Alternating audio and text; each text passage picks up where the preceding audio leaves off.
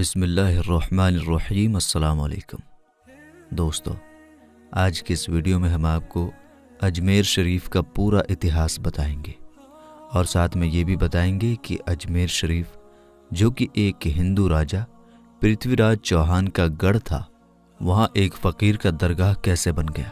दोस्तों, अजमेर में उस वक्त एक मंदिर हुआ करता था जो अजमेर का सबसे बड़ा मंदिर था और वो मंदिर सिर्फ राजाओं और रानियों की पूजा के लिए ख़ास हुआ करता था। मंदिर के साथ ही एक तालाब था जिसका नाम अना सागर था। हिंदू उस तालाब के पानी को बहुत ही बरकत वाला, पवित्र समझते थे। उनका मानना था कि जो इस तालाब में नहा ले उसके सारे पाप धुल जाते हैं। उस मंदिर में रात को इतने ज़्यादा दिए जलाए जाते थे कि सिर्फ एक ही रात 3.5 मन तेल उन दियों में इस्तेमाल होता था। आसपास के गांव देहात मंदिर के नाम थे और इन देहातों की आमदनी मंदिर पर खर्च हुआ करती थी। मंदिर में हजारों नौकर थे जिनका काम आने वाले लोगों की सेवा और देखरेख करना था और वो बताया करते थे कि कौन सा भगवान बेटे देता है और कौन सा देवता सेहत और तंदुरुस्ती देता है और किस मूर्ति की पूजा करने से दौलत बढ़ती है। ख्वाजा गरीब नवाज रहमतुल्लाह अलैह वहाँ आए और अना सागर के कुछ दूरी पर चटाई बिछाकर अपने मुरीदों के साथ बैठ गए। असर का वक्त था, लिहाजा आप ख्वाजा साहब ने हज़रत कुतुबुद्दीन रहमतुल्लाह अलैह से आज़ान देने को कहा। कुफ्र व शिर्क से भरे अजमेर में अल्लाह के एक होने और हज़रत मोहम्मद सल्लल्लाहु ताला अलैहि वसल्लम के रसूल होने का ये पहला ऐलान था। वहाँ रहने वाले लोग इस्लाम के बारे में कुछ भी नहीं जानते थे। चुनांचे आज़ान की आवाज़ सुनकर वो हैरान हुए और अपने घरों से निकलकर सब ख्वाजा गरीब नवाज और उनके मुरीदों को देखने लगे और अना सागर के पास भीड़ लग गई। ख्वाजा गरीब नवाज और उनके मुरीदों ने अना सागर के पानी से वुज़ू किया और नमाज पढ़ना शुरू कर दिया। सब हिंदू हैरान रह गए। वो सोच रहे थे कि सब भगवान तो मंदिर के अंदर हैं, तो ये लोग खड़े होकर कौन से भगवान के आगे झुक रहे हैं। शाम हुई तो राजा के ऊँट जो दिन में चरने के लिए गए थे अपने चरवाहों के साथ वापस आने लगे। इत्तेफाक की बात थी कि जहां हज़रत ख्वाजा गरीब नवाज बैठे थे वो जगह राजा के ऊँटों के बैठने की जगह थी। चरवाहों ने बाबा साहब से कहा कि ओ बाबा साहब, यहाँ से उठिए क्योंकि ये जगह राजा के ऊँटों के बैठने की जगह है। ख्वाजा साहब ने फरमाया, इतना मैदान खाली पड़ा है, ऊँट तो कहीं भी बैठ जाएंगे, क्यों बेवजह हमें तंग करते हो। वो लोग नहीं माने और मुसल्ला उठाकर इधर उधर करने लगे और ख्वाजा साहब से बदतमीजी करने लगे और उन लोगों ने आखिरकार बहुत बदतमीजी से कहा कि ये राजा के ऊँटों के बैठने की जगह है और इधर राजा के ऊँट ही बैठेंगे, तुम लोग कहीं और अपना मुसल्ला बिछा लो। आखिरकार आप ख्वाजा साहब ने उठते हुए हज़रत कुतुबुद्दीन से फरमाया, उठो कुतुबुद्दीन, ये कह रहे हैं कि ये ऊँटों के बैठने की जगह है, तो चलो मैं कहता हूँ अब यहाँ सिर्फ ऊँट ही बैठेंगे। यह कहकर आप ख्वाजा साहब अपने साथियों समेत वहाँ से उठ गए और अगली सुबह जब ऊँटों को चराने के लिए ले जाने का वक्त आया और चरवाहों ने ऊँटों को उठाना चाहा तो उन्हें पता चला कि ऊँट उठ ही नहीं पा रहे हैं। उन्होंने ऊँटों को मार मार कर ज़बरदस्ती उठाना चाहा, लेकिन वो बैठे ही रहे। चरवाहे परेशान हो गए कि जो ऊँट उनके एक इशारे पर उठ खड़े होते थे आज क्यों नहीं उठ रहे हैं। आखिरकार उन्हें याद आया कि कल उस बाबा ने कहा था कि चलो अब यहाँ ऊँट ही बैठे रहेंगे। लोग जमा होना शुरू हो गए। कोई कह रहा था कि फ़कीर कोई बड़ा जादूगर है, किसी का मानना था कि वो कोई भगवान का नया अवतार है। बात राजा पृथ्वीराज चौहान तक जा पहुंची कि एक मुसाफिर फ़कीर ने राजा के ऊँटों पर जादू कर दिया है। राजा ने हज़रत ख्वाजा मोइनुद्दीन चिश्ती को खबर भेजा कि तुम कैसे फ़कीर हो जो बेजुबानों को बांध रखा है, ये बेचारे भूख और प्यास से मर जाएंगे, इसलिए मेहरबानी करके अपना जादू वापस ले लो।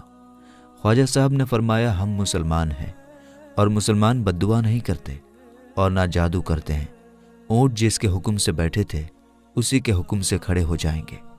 अब जो जाकर चरवाहों ने ऊँटों को उठाया तो पहली ही बार में उठ खड़े हो गए। गैर मुस्लिमों की दिलचस्पी इन मुसाफिरों में बढ़ने लगी।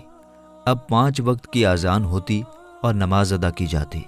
आखिरकार राजा तक ये बात पहुंच गई और उसको शिकायत की गई कि राजा साहब, जो फ़कीर आए हुए हैं सब के सब मुसलमान हैं 5 वक्त आज़ान देते हैं और हमारे पवित्र तालाब को हाथ मुंह धोकर गंदा करते हैं, हमारे धर्म के खिलाफ बातें भी करते हैं और कहते हैं कि ये मूर्तियां पूजने के लायक नहीं, ये तो सिर्फ एक पत्थर है, इसलिए इन्हें यहाँ से उठा लिया जाए।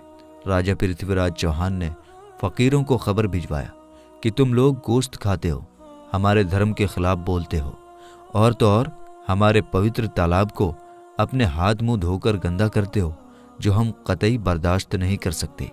इसलिए तुम्हारे लिए अच्छा होगा कि तुम यहाँ से चले जाओ।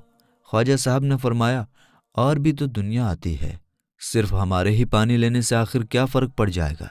राजा कहने लगा, वो सब हमारे धर्म और हमारे मज़हब के लोग हैं और तुम दूसरे धर्म के हो। आइंदा तुम लोगों ने तालाब को नापाक किया तो हम तुम लोगों पर सख्त कार्रवाई करेंगे। ख्वाजा साहब ने हज़रत कुतुबुद्दीन रहमतुल्लाह अलैह से फरमाया, कुतुबुद्दीन, शायद ये लोग आइंदा हमारे पानी लेने पर कोई परेशानी खड़ी करेंगे, जाओ एक मश्क पानी ले आओ। हज़रत ख्वाजा कुतुबुद्दीन बख्तियार काकी ने फरमाया, चलिए हम अपना प्याला भर लेते हैं। उन लोगों ने उनको प्याला भरने से मना कर दिया, लेकिन फिर बाद में जाकर वो लोग इस शर्त पर मान गए कि तुम्हारे जिस्म पानी से ना छुए तो हम ये प्याला तुमको भरने देंगे। मेरे दोस्तों, हज़रत ख्वाजा कुतुबुद्दीन रहमतुल्लाह अलैह तालाब की सीढ़ियों पर जा बैठे और अपने प्याले को पानी में डुबो दिया। जब वो प्याला भर गया तो हज़रत ख्वाजा कुतुबुद्दीन रहमतुल्लाह अलैह ने वो प्याला ऊपर खींच लिया, लेकिन फिर क्या था, जब वो प्याला पानी से बाहर आया, अना सागर का सारा पानी सूख गया और अना सागर की तह में सूखी रेत उड़ने लगी। मानो ऐसा मालूम हो रहा था कि अना सागर उस छोटे से प्याले में समा गया है। अना सागर को सूखना था कि पूरे अजमेर में कोहराम मच गया। गली मोहल्ले में चीखो पुकार और आहों की आवाज़ें शुरू हो गई। वो लोग रो रहे थे और कह रहे थे कि जो पाप हम अना सागर में नहाकर धुलते थे और पापों से छुटकारा पा लिया करते थे, अब हम क्या करेंगे? अब हम पापों का बोझ कहाँ लिए फिरेंगे? सारे इलाके में ये खबर फैल गई कि मुसाफिर फ़कीर ने जादू के ज़ोर से अना सागर को सुखा दिया है। दोस्तों, जानते हैं आगे क्या हुआ? आगे हुआ ये कि राजा पृथ्वीराज चौहान अना सागर के सूख जाने की वजह से बहुत परेशान हुआ।